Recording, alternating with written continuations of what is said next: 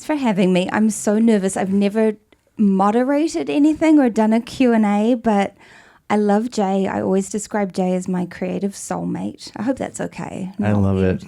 Okay. And I just love this movie so much. So I guess I'm interested to This is a great first question. You are already killing it. It's not a great first question. It's pretty basic. It's my favorite first question. How did you two meet? How did you come up with the idea of writing together? How did you come up with this idea? Well, I think it started in the pandemic. I was,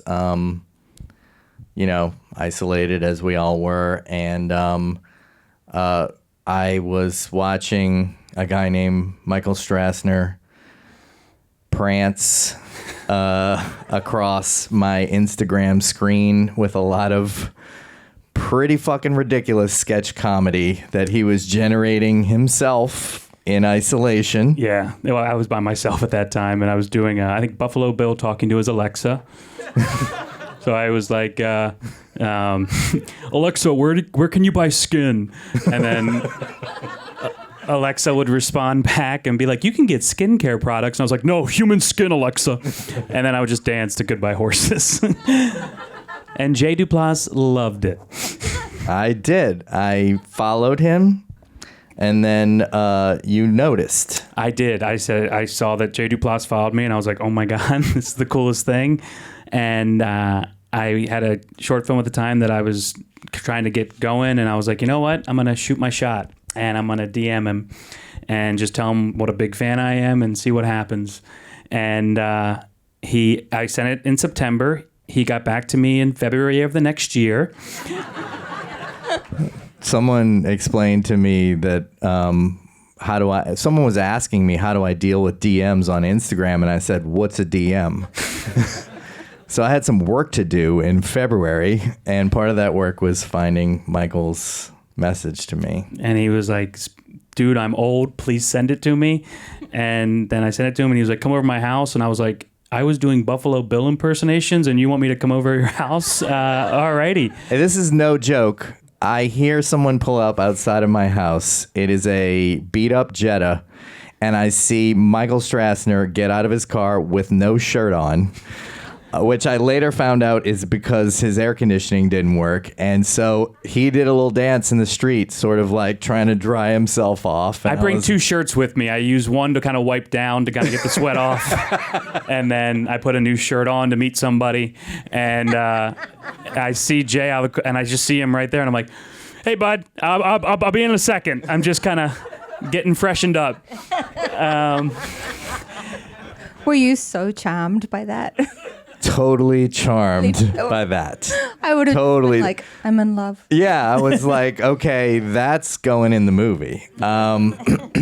We, of course, made a movie in Baltimore during Christmas season, and instead of sweating, we froze our asses off the entire time. Yeah. Yeah, how did you decide to shoot in Baltimore? Well, that is my hometown, and I'm obsessed with Baltimore. I love it very much. And when Jay kind of formed this origin story with me, he was like, I really think we should shoot back there. And we also kind of backed it in by locations that we had for free there. You know, Dave Bonnet, who was our producer and a buddy of mine from high school, he was basically like a locations manager. And, you know, him and I made a list of all these locations that we had for free in Baltimore. And Dave, I guess, runs like just a Ponzi car scheme and has like tow lots and auto shops and all these things, and then broken down properties. Yes, exactly. So we reverse engineered the whole movie into, I mean, I call it like the available material school of filmmaking. Is like, this is what's available. And you know, this is the first movie I have written and directed, or original movie, in 14 years. So I had been trying to get back to making movies for a very, very long time, and it just became harder and harder for a million reasons. So I just knew that I needed to like back the movie up into somebody's life, which is essentially how I started making movies, which my brother and I were just making movies and just making fun of ourselves on screen. That's basically what we're doing. We're like, this is what we have to offer. This is how desperate we are. Hopefully you like it. And so that was kind of the philosophy of this movie, is like backing a movie into Michael's life at the tail end of the pandemic and the strikes, when none of us were sure if independent films were ever going to exist again. Yeah, I was wondering also, because, you and I did a television show together, Togetherness. Woo. And, yes, we did. Yes. Yeah. R.I.P. The happiest time of my life. But on that show, you and Mark would write the scripts together, and then we would be given the scripts, and then there would be a ton of freedom as far as improv goes. And obviously this is the first film that you've made by yourself without Mark. Yes. So in terms of the improv element of it, it's kind of like a love letter to improv, which I really enjoyed also, because I also love improv. But how much of the film was improvised, and how much did you stick to the script?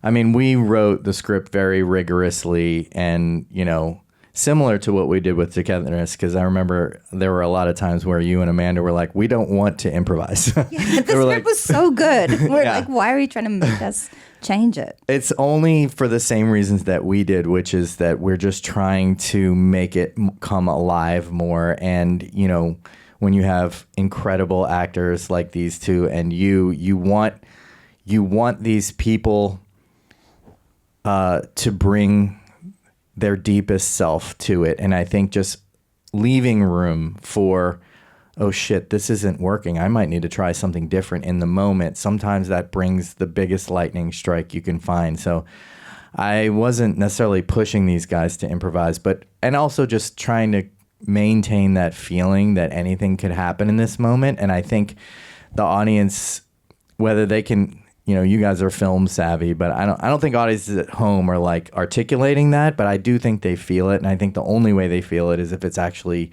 real on set, that it is somewhat uncontrolled. But it kind of unfolded the way we planned it, but it was also similar to a TV show, and to, you brought so much to that character and Togetherness that I was writing for her, but I was also writing for you as we went. And that's what we were all doing together, and getting to know each other, and running around like idiots in Baltimore with a tiny, 15-person documentary crew.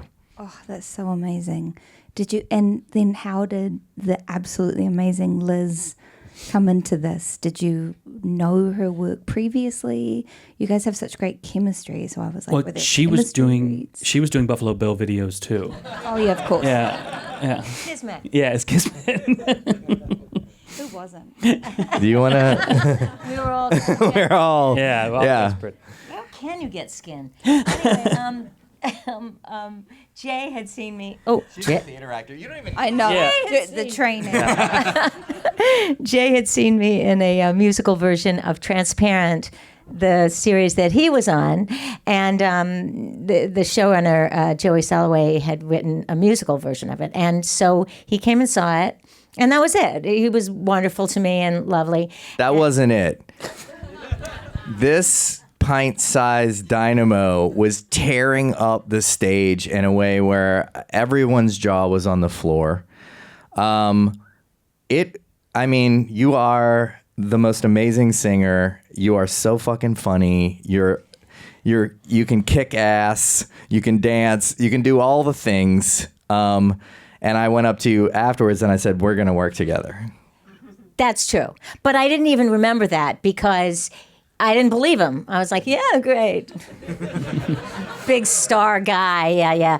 Anyway, so 6 months later, he calls and says he's going to be in New York, and do you want to have lunch? And so, okay. So we have lunch, and we didn't talk about movies or anything, no business. And I had just lived through incredible things in the pandemic, which everybody has, death and mental illness and all kinds of stuff that went on with my family and extended family. And we talked about that and getting old. And we talked, and I just lost my father, and my father and Jay have the same birthday, and so that was like a kismet. And so of course I'm crying already meeting him. And so then at the end of this very kind of heartfelt discussion about life, he said, "So you want to make a movie?" And I was like, yeah, okay. So we leave, and I go home and I say to my husband, "I will never hear from this guy again." No way. And then he called, and I was in Baltimore a couple weeks later shooting in sub-zero weather. I mean, but what was happening during that conversation is that, Michael and I had written this character of Dee Dee, the dentist, but, it's kind of a mystical process. You don't know where it's coming from. And when Liz was telling me about her loss and her struggles, and in particular, like when you turned 50 and you stopped getting invited to parties and you started becoming invisible, and the details all around that, it was super wild because it was like all of the facts behind her character started slotting right into Dee Dee as we had written her, and now I understood why she was doing all the things that she was doing. And of course, I told Michael all about it, and we started rewriting it and dialing it in, and like coming up with lines that two straight white guys shouldn't be writing. Like, but you did really good. I turned 50. My husband left me for a younger woman. I hit menopause, and I became a grandma. Boom, boom, boom. It's a whole lot of cabbage for one stew. Yeah, it is a whole lot of cabbage. I think I wrote that one. You might have. Boom, boom, boom. The boom, boom, and you boom. wrote You the did. cabbage for the stew. Yeah. That the West you wrote. Yeah. I don't know. I have Yeah, he doesn't I have no attachment. Thank God this isn't the WGA. That's all I can say. No, but they had this, They don't like to hear that, guys. They don't like to hear what you guys are capable of. Anyway, they had a beautiful script written, and I was shocked how insightful it was toward an older woman's point of view. So one thing I love about you so much, Jay, is like your instincts are so strong and you trust them. And I just think it's so rare that people honestly do that. People listen to other people's ideas, and people change their minds, and I just love that you saw Liz and you saw Michael and you saw them doing something kind of like weird and unusual, like both of those things. And the inspiration struck. I just think it's so beautiful, and your willingness to be surprised as well. Just as a director, that was my favorite thing about working with Jay. I wonder if you two felt the same way, where he wanted to be surprised. Like some directors start watching the take and it's almost like they're playing it beat by beat in their own heads and expecting to see the beats that they thought they would see. And to have someone want to not see what's in their head or not have a preconceived idea is so freeing and so beautiful.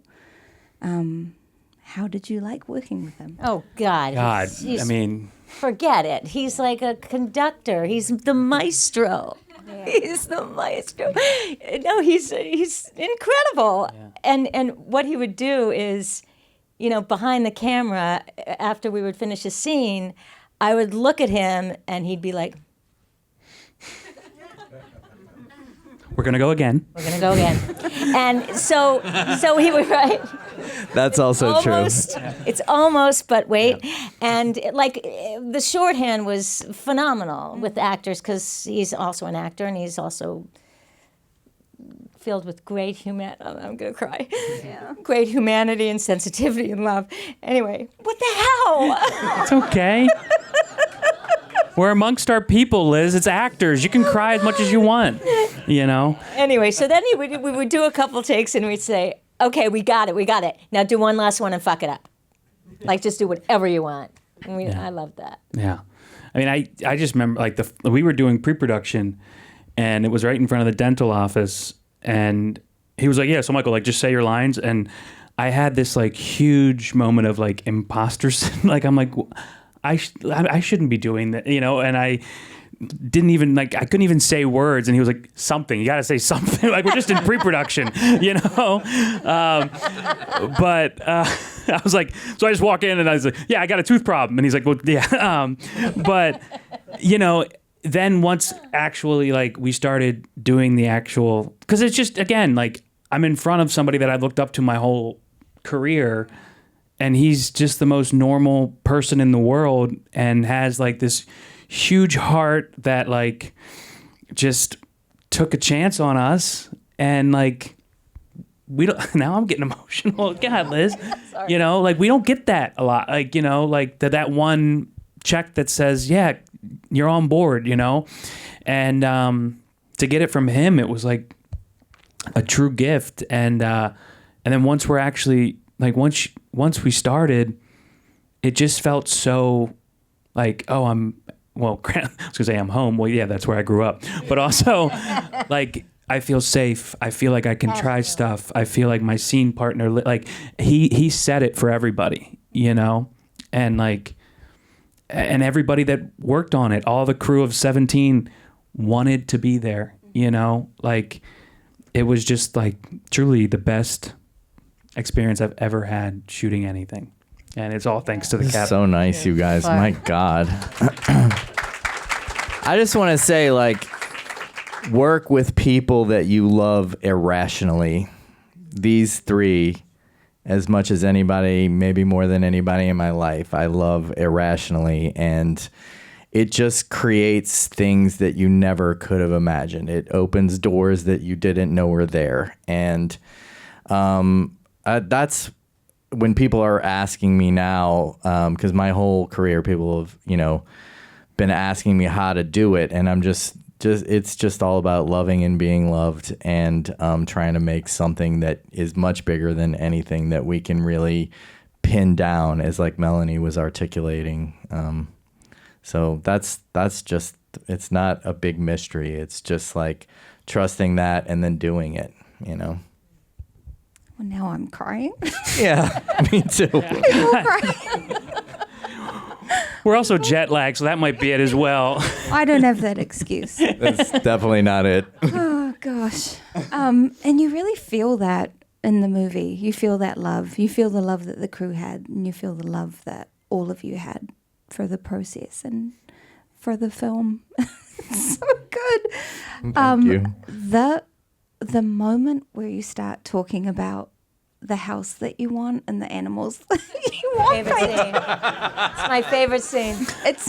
It's one of the greatest things I've ever seen. And I was watching the movie by myself at home, and my husband was doing bath time and everything with our daughter, and I was like, I'm so sorry, there's something you have to see.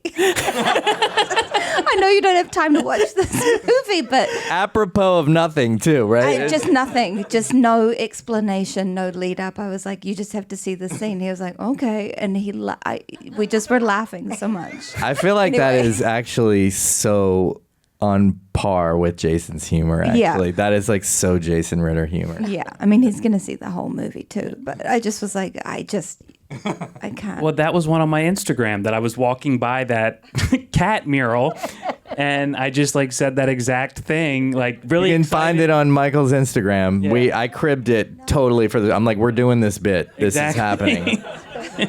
Well, and I think what sells it is, of course, Liz's look of like, what the fuck is this guy talking about? I know, it's so funny, but then you going, forget I said it. It's just the whole thing.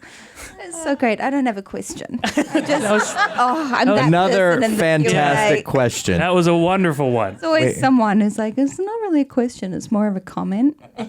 This bit was good. Keep them coming. Yeah. It was just so funny. I just had to say something about it. I'm also kind of amazed that you two didn't have a chemistry read or anything like that. You just trusted it. That was a weird thing. It was because it was, you know, the strikes ended in November, and we were on the ground on December 1st shooting, and we had no time because we had to shoot at Christmas.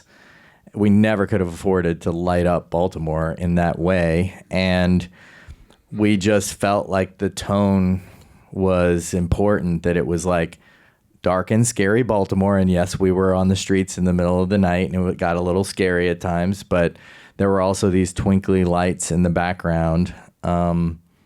And, you know, I did not want to rush into it because I'm a very methodical, careful person. But my brother and Michael were just like, it has to be Christmas. And then when my brother, who produced it, actually saw the first cut, he was like, it's like you made a live action Charlie Brown Christmas in Baltimore where Michael Strassner is Charlie Brown. And I was like, that's actually exactly what we did. Yeah. And he was like, it had to be at Christmas. So there was no time for a chemistry read. So it was a weird, almost like Spidey sense matchmaker in me. I just loved them both so much. And I was like, I know this is going to, I just knew what it was going to be. But there were a couple of moments where I was like, boy, I mean, honestly, I didn't know how good of an actor Michael would be. I had seen sketch comedy. A lot of people have said.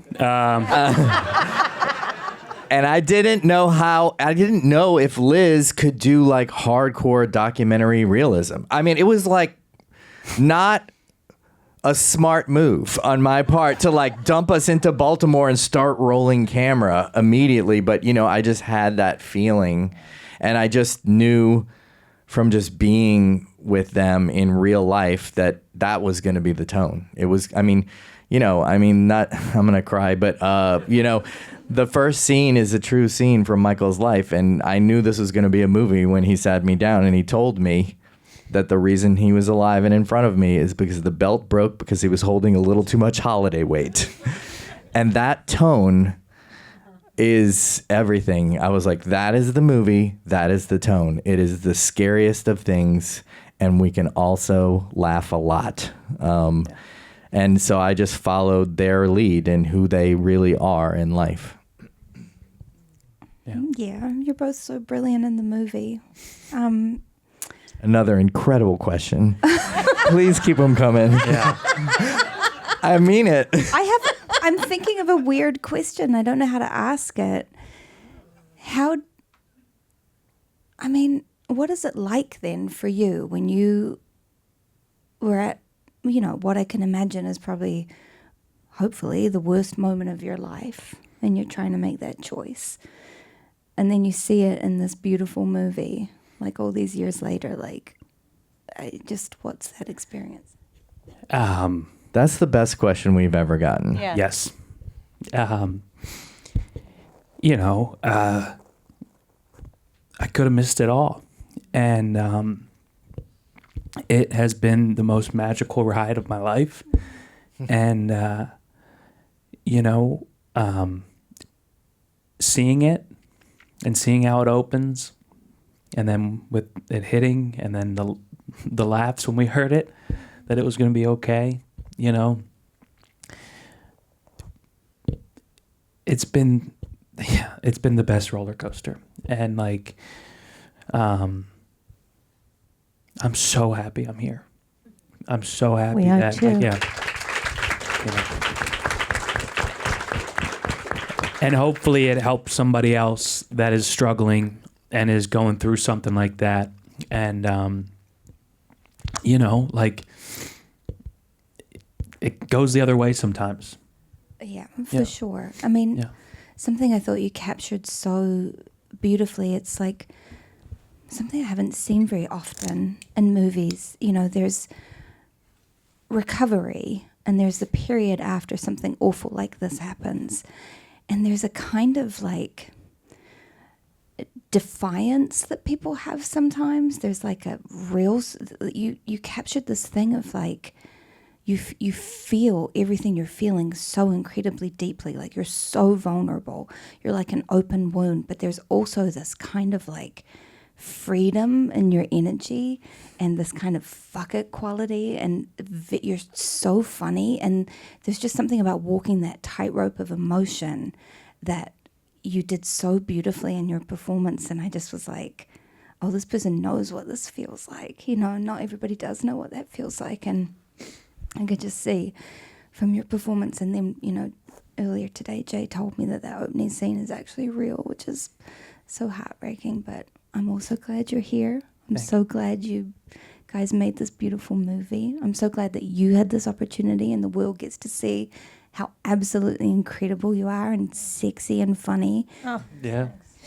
sexy, yeah. I mean, you're both very sexy. I'm Thank sorry, you. Thank but you. it's true. Yeah. Now I know. canceled. I feel like their chemistry is so good that people forget this is also a May December romance. Like, this is an unlikely pairing, guys. Like, you guys did a little too good of a job. But yeah, I love it. They are incredible. It is their energy that I built the movie on, and their like fierceness about living, which I think we were all feeling very intensely, you know, coming out of the pandemic, and even now I feel like. And the cool thing for us has just been, you know, there's just been this especially right after the strikes, it was not the time to make an independent film with no movie stars about suicide and menopause. If you say that out loud, people are like, don't do it. Yeah. Don't do it. This is your first movie back in 14 years. You're trying to rebuild your directing career. You're a fucking idiot. Just do a superhero movie, man. Go back inside. Do whatever you need to do. Don't do this, you know? But we needed to make this movie. This movie was an expression of all three of us and what we needed. And we trusted our instincts, like Melanie said, and we led with love. And, like, we won the Audience Award at South by Southwest. We've won more audience awards than I've ever won. Almost every festival we've played that has had an audience award, we've won the audience award. We have a theatrical release for a movie with no movie stars. They're fucking movie stars. People just don't know it yet. But it is, you know, it is a testament to just trusting your heart and leading with love and just telling the stories that you feel like need to be told. And it's just been this unbelievable affirmation of just being true to yourself and telling your stories, because the thing that we hear is like, oh shit, if independent films were more like this, we would go to the independent film theater on a Saturday with our person and watch it, you know? And I think it's just because we put it all out there, you know, and we ignored the fear, all the fear assessments of what this, you know, suicide menopause comedy would be. So, In Baltimore. and Baltimore, yeah. All right. This is my awkward segue. There are audience questions, Wonderful. and I didn't bring my glasses. I am 48 years old. Let's see. You want to borrow these? Can I see if they work? Sure. I mean, they're the you can't. I can't see far away. Oh. They're not reading glass. I guess they're reading. Opposite. Yeah. Sorry. So cute, though. All right, let me see. I thought that was a Okay. bit for a second. No. Close. No, I think I'm okay. I think I can do it. I read them backstage, but I have to go like this. I'm so old. Oh, thank you. I think I'll be okay. Let me see. I can actually read it if it's here. All right, this is a question for Jay. On the Rich Roll podcast, I don't know what that is, you talked about painting 500 pictures before you sell one. When you're making short films or whatever and failing, should you keep those to yourself or put your failures out in the world? That's a great question. Yes, make lots of short films, make them cheaply, fail so that you can get up and do it again, because it's a very complex form. And, you know, that is referring to this idea that we have this like mythical thing with movies, because we've all seen so many movies and seen so much TV, that you're going to wake up one morning and you're going to make a movie and it's either going to be great or it's going to be bad. And that'll determine whether you're a good filmmaker or not. And it's totally insane. You know, no painter would ever expect to sell their first painting for a ton of money. It's just, that's never expected. People would expect to make 500 paintings at least before they would even think about trying to sell one. So in terms of showing it, yeah, show it and be really honest about, your reputation can't get hurt by a bad short film if no one knows who the hell you are or that you're even trying to make movies. I think you should show it as much as possible, and I think you should get as much feedback as possible, and you should really listen to the feedback. I mean, my main thing, I failed miserably until I was 30 years old. I didn't make one decent movie until I was 30 years old, and I made a lot of movies. I made 3 feature films and probably 20 short films. So I know what it means to fail, and I think the only thing that really helped me to succeed is that I knew that my films were bad. And most people don't think that their films are bad because they have all the, and that's not like, so what people do when they make a short film is they don't release from all the desperation and the cognition and the padding and the, they got cut short and the pizza didn't come and everybody was fussy and all that. It doesn't matter. And what I think is so important about what we do is we are making a mysterious communication with people in dark rooms who will see our art 2 to 3 years later, who we will never meet. That is what we are doing. And it's very rare that people remember that. And so I think it's just very important to show it to people and to release yourself from what you think the film is or what you want it to be. I wanted to be the Coen brothers with my brother. It turns out I'm not good at that kind of filmmaking. I'm the opposite. I work in a documentary style. And it also turns out that my brother doesn't really want to direct movies. And so we had to slowly, carefully break up over the course of 14 years so I could get back here and do what it is that I really feel like I'm destined to do. So just be honest about what you have and what you're doing so that, and that goes for all art making, I think. It's just important to reckon with what is really happening and how it is landing in the hearts and minds of people who aren't your mom. I love that. That's such good advice. Should I ask these other 2 questions? It's just okay. Oh, sorry. That question, by the way, was from Paul. Sorry, Paul. Thank you, Paul. Here's a question from August. It's also for Jay. What's your earliest memory of comedy as an art form, and how did it affect your professional trajectory as an adult? Oh, God. My parents took us to see George Carlin when I was 10 years old in the French Quarter in New Orleans. That was crazy. Just obsessed with comedy as a method of survival, which probably drew me to Michael Strassner. It is a equipment for staying alive in the world. But I can't remember the first thing, but I definitely seeing Raising Arizona in 1987 in the movie theater. It was the first time that I could realize that someone had made the movie. I just thought they just got piped in from Hollywood. I didn't know. I was 13 years old, but I was like, oh God, somebody made this, and I think I know a lot about them.